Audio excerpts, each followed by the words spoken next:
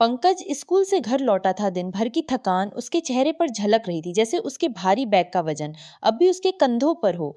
घर में एक अजीब सी खामोशी थी। फ्रिज की हल्की सी आवाज गूंज रही थी और सब कुछ शांत और सुकून भरा लग रहा था, मानो घर में बस वही अकेला हो। उसने अपना बैग सोफे पर फेंक दिया, सोचते हुए कि पहले कुछ खा लूं, फिर थोड़ा आरा का करूंगा। जैसे ही वह रसोई की तरफ बढ़ा, एक धीमी सी आवाज ने उसका ध्यान खींच लिया। आवाज इतनी हल्की की सुनाई तो दे रही थी, पर समझ नहीं आ रही थी कि वह क्या है। यह फुसफुसाना हट थी, लेकिन उसमें कुछ ऐसा था जो पंकज को बेचैन कर गया। उसने थोड़ा ध्यान से सुनने की कोशिश की, ये समझने के लिए कि वह आवाज से रही थी। वह आवाज इतनी तेज नहीं थी, पर उसमें एक अजीब सी खिंचाव था जो पंकज को आगे बढ़ने पर मजबूर कर रहा था। धीरे धीरे चलते हुए पंकज हॉल की तरफ बढ़ा। उसके कदम इतने हल्के थे कि कोई आवाज नहीं हो रही थी। जैसे ही वह आवाज की दिशा के करीब पहुंचा, उसने देखा कि उसकी सौतेली माँ के कमरे का दरवाजा थोड़ा खुला हुआ था, बस इतना ही खुला था कि उसे बिस्तर सर का एक किनारा दिख रहा था। पंकज जानता था कि उसे अंदर झांकना नहीं चाहिए, लेकिन एक अजीब सी जिज्ञासा उसे उस दरवाजे की तरफ खींच रही थी। उसकी उत्सुकता उसे रोकने नहीं दे रही थी। वह थोड़ा झुककर दरवाजे के उस छोटे से दरार से झांकने लगा। पंकज ने देखा कि उसकी सौतेली माँ बिस्तर पर लेटी हुई थी। उसकी पीठ थोड़ी झुकी हुई थी, आंखें बंद थी और वह पूरी तरह से आनंद में डूबी हुई लग रही थी। पंकज की सांसें जैसे थम गई। वह समझने की कोशिश कर रहा था कि वह क्या देख रहा है। उसकी उंगलियां उसके शरीर पर धीरे धीरे हिल रही थी और उसकी धीमी आवाज कमरे में गूंज रही थी। यह दृश्य पंकज के भीतर भी महसूस नहीं किया था, कुछ ऐसा जो उसने पहले कभी महसूस नहीं किया था। अचानक से देखे जाने पर पंकज का दिल जोर जोर से धड़कने लगा। उसके शरीर में गर्मी की एक लहर दौड़िए था। चुपचाप पीछे हट जाना चाहिए था और ऐसा दिखावा करना चाहिए था कि उसने कुछ नहीं देखा, लेकिन वह हिल नहीं पा रहा था। उसकी आंखें उसी दृश्य पर जमी हुई थी। उसकी हर छोटी सी हरकत के भीतर हलचल मचा रही थी। वह बेहद खूबसूरत लग रही थी। उसकी हरकतें सहज और प्राकृतिक लग रही थी। थोड़ी देर बाद पंकज ने सोचा कि अब उसे वहां से जाना चाहिए, लेकिन जैसे ही वो पीछे हटने लगा, उसकी सौतेली माँ ने अपनी आंखें खोल दी। एक पल के लिए पंकज को लगा कि वो पकड़ा गया है, लेकिन उसने कोई प्रतिक्रिया नहीं दी। उसकी नजरें नरम थी, जैसे पंकज को बुला रही हो। उनमें ना गुस्सा था, ना हैरानी, बस एक धीमी सी मुस्कान जिसने पंकज को और भी बेचैन कर दिया। फिर उसने धीरे से कहा, अंदर। और उसकी इतनी धीमी थी कि पंकज को लगा कि उसने सुना ही नहीं। लेकिन जब वो हिला नहीं, तो उसकी सौतेली माँ ने थोड़ी जोर से फिर कहा, अंदर आओ। इस बार पंकज के कदम खुद बखुदा के साथ उसका दिल तेजी से धड़कने लगा। उसके अंदर एक अजीब सा डर और उत्साह की भावना घूमने लगी। जब पंकज आखिरकार बिस्तर के पास पहुंचा, उसने उस खिंचा को महसूस किया जो उनके बीच था, जैसे कमरे की हवा में कोई भारीपन हो। उसकी सौतेली माँ उसे गहरी नजरों से देख रही थी, जैसे वो पंकज को पूरी तरह पढ़ रही हो। पंकज ने कुछ कहने की कोशिश की, लेकिन उसका गला सूख गया और उसके विचार बेकाबू होने लगे थे। फिर भी उसने पंकज का हाथ पकड़ा, उसे और करीब खींचा। अब पंकज का दिल तेजी से धड़क रहा था। उसके पेट में अजीब सा तनाव महसूस हो रहा था, जैसे कोई गांठ बन रही हो, लेकिन इसके साथ ही उसमें उत्तेजना भी थी। जब वह उसके बिस्तर के किनारे बैठा, उसने उसका हाथ धीरे धीरे और निर्देशित कर रहा था। उस वक्त पंकज की सांसें थम सा गई थी। उसकी त्वचा की गर्मी, उसकी धड़कन, सब कुछ पंकज महसूस कर रहा था। उसने ने धीरे से कहा, डर मत। उसकी आवाज इतनी धीमी थी कि सुनाई नहीं दे रही थी, लेकिन उसमें एक तरह की कोमलता थी जिसने पंकज के दिल को छू लिया और वह बस वहीं बैठा रहा। पंकज की नजरें उसकी ओर थी। उसके चेहरे पर हल्की घबराहट और उत्साह का मिलाजुला भाव था। उसकी उंगलियां, पंकज ने उसे अपने पास खींच लिया। उसकी हल्की सी जल्दबाजी थी, और जब उनके होंठ फिर से मिले तो पंकज खुद को पूरी तरह से उस पल में खो गया। जब से वो उस कमरे में आया था, उनके बीच की तनातनी बिजली की तरह थी। हर स्पर्श, हर चुम्बन उन्हें उस सीमा के करीब धकेल रहा था। उसका शरीर पंकज के नीचे हिल रहा था, उसके हाथ उसकी त्वचा पर घूम रहे थे और उसकी सांसों की आवाज कमरे में गूंज रही थी, जो पंकज को और भी पागल कर रही थी। वे अब पूरी तरह से एक दूसरे में खो गए थे, उस जुनून में उलझे हुए थे जिसने उन्हें अपने कब्जे में ले लिया था, और अब कोई वापसी नहीं थी। पंकज ने उसकी उंगलियों को अपने सीने पर महसूस किया। उसका स्पर्श उसके शरीर में सनसनी पैदा कर रहा था, जैसे वो उससे और करीब खींच रही हो। फिर भी उसका शरीर तनाव से भरा हुआ था। उनके बीच की तनातनी एक चरम पर पहुंच गई थी, मानो वे किसी गहरी और अधिक तीव्रता की बढ़ रहे हो। लेकिन वे अभी जाने के लिए तैयार नहीं थे। पंकज वहीं रुका रहा, उस किनारे पर हर चुंबन का आनंद लेते हुए, उनके बीच की गर्मी बढ़ती आनंद लेते हुए, जबकि उनके बीच की गर्मी बढ़ती जा रही थी। अब वह उसे अपने नीचे कांपते हुए महसूस कर सकता था। उसकी सांसें छोटी और टूटी फूटी हो रही थी, जैसे वह पंकज से चिपकी हुई हो।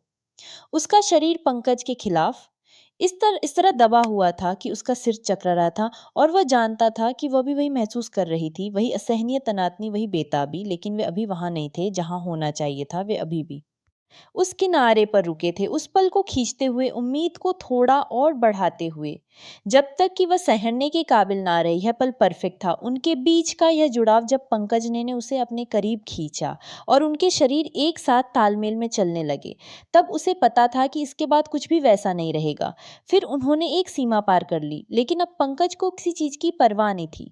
उस पल में जब वे कुछ गहरे क्षणों में कदम रख रहे थे, केवल वही मायने रखता था। उसका स्पर्श, का चुंबन, उसके शरीर का एहसास, जैसे वे पूरी तरह से एक दूसरे में खो गए हो। जब वे आखिरकार खुद को एक दूसरे में जाने देने लगे, पंकज को पता था कि यह तो बस शुरुआत थी। पंकज की उंगलियों में लिपटी हुई थी, मानो उसे निर्देशित कर रही हो। दोनों के बीच एक तालमेल था। हर स्पर्श से पंकज के शरीर में बिजली की तरह झटका लगता था, और वह महसूस कर रहा था कि उनके बीच का जुड़ाव हर गुजरते पल के साथ गहराता जा रहा था। यह जुड़ाव सिर्फ शारीरिक नहीं था, इसमें कुछ और था, कुछ जो बेहद अंतरंग और वास्तविक था। समय जैसे ठहर सा गया था, बाहरी दुनिया धुंधली पड़ने लगी थी। कमरे में सिर्फ पंकज और वह रह गए थे, जैसे वे एक दूसरे के साथ कुछ ऐसा साझा कर रहे थे जो शायद मना था, पर फिर भी सही लग रहा था। उसकी उंगलियों गर्मी पंकज की उंगलियों से गुजर रही थी, और यह एहसास उन्हें एक अजीब से जुड़ाव में बांधे हुए था। जैसे जैसे दोनों के बीच की बेचैनी बढ़ने लगी, उसने पंकज को और करीब खींच लिया। पंकज उसकी त्वचा और सांसों की गर्मी अपने गले पर महसूस कर रहा था। उसके होंठ पंकज के कान के पास से हल्के से गुजरे, और उसने धीरे फुसफुसाना शांत आग्रह था कि पंकज का दिल धड़कना ही भूल गया। उसकी आवाज सुनने के बाद पंकज चाहकर भी वहां से हट नहीं सकता था। उनके बीच का खिंचाव गहरा था, जुड़ाव मजबूत था। पंकज उसके और करीब झुका, उनके होंठ बस कुछ इंच की दूरी पर थे। उसकी सांसों की गर्मी पंकज की त्वचा पर महसूस हो रही थी। उस पल में जैसे पूरी दुनिया ने अपनी और खिंचाव भरी हुई थी। फिर जब पंकज को लगा कि अब यह पल टूट जाएगा, उसने अचानक पंकज की ओर कर उसके होठों को हल्के से छू लिया। उस हल्के से स्पर्श ने पंकज के भीतर एक नई लहर दौड़ा दी। शुरुआत में यह स्पर्श हल्का था, जैसे दोनों इसे महसूस करना चाहते हो, पर फिर यह गहरा होता चला गया। उसके होठ पंकज के होठों पर मजबूती से दबे हुए थे। उसका हाथ पंकज का मार्गदर्शन कर रहा था, उसे यह दिखाते हुए कि वह क्या चाहती थी।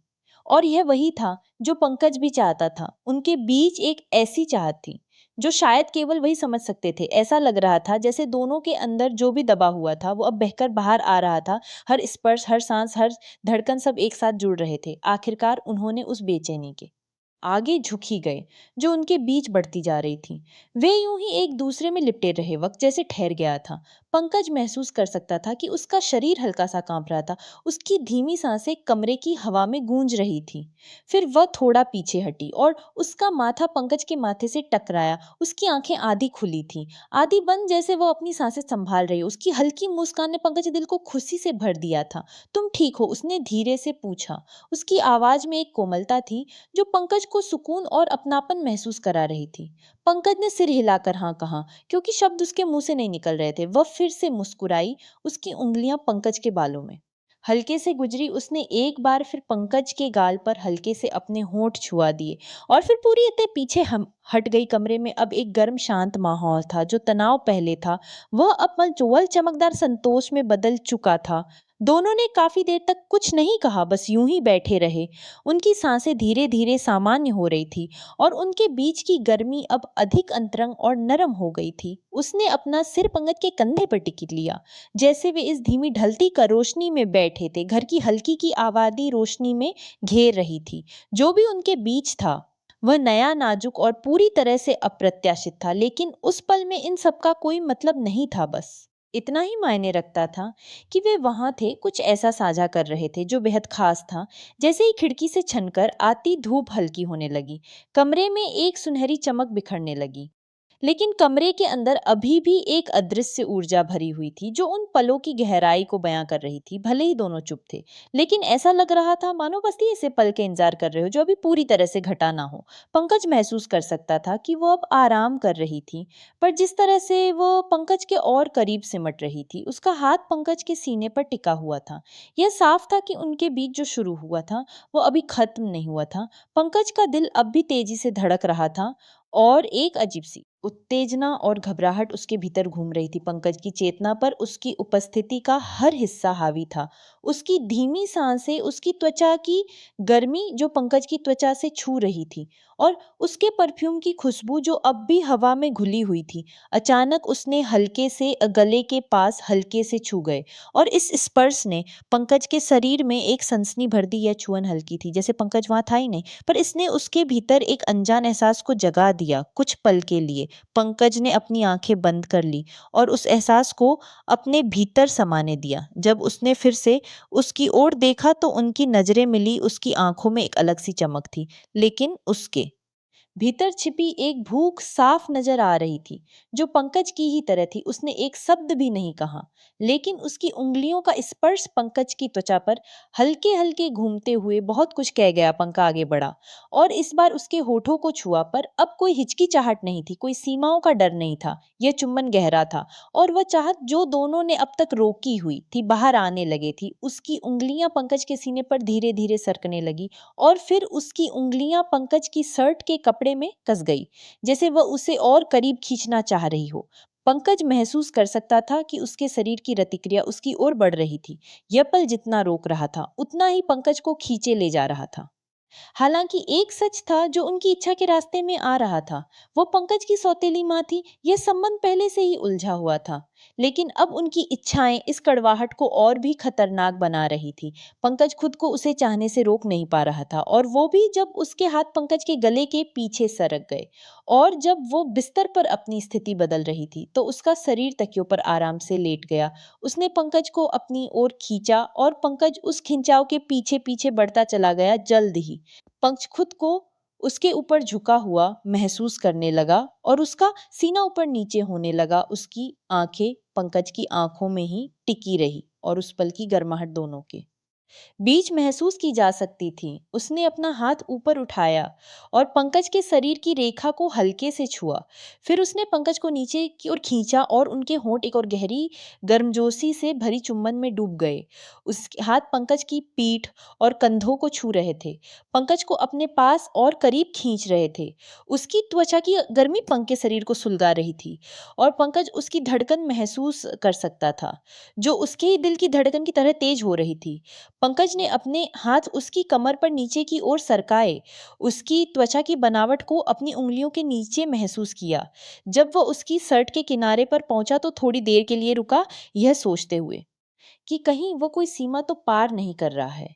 लेकिन उसने खुद को रोकने का कोई प्रयास नहीं किया, बल्कि साह से अपने शरीर पंकज की ओर सरकाया। उसके इस हाव भाव ने पंकज को यह स्पष्ट कर दिया कि उसे क्या चाहिए था।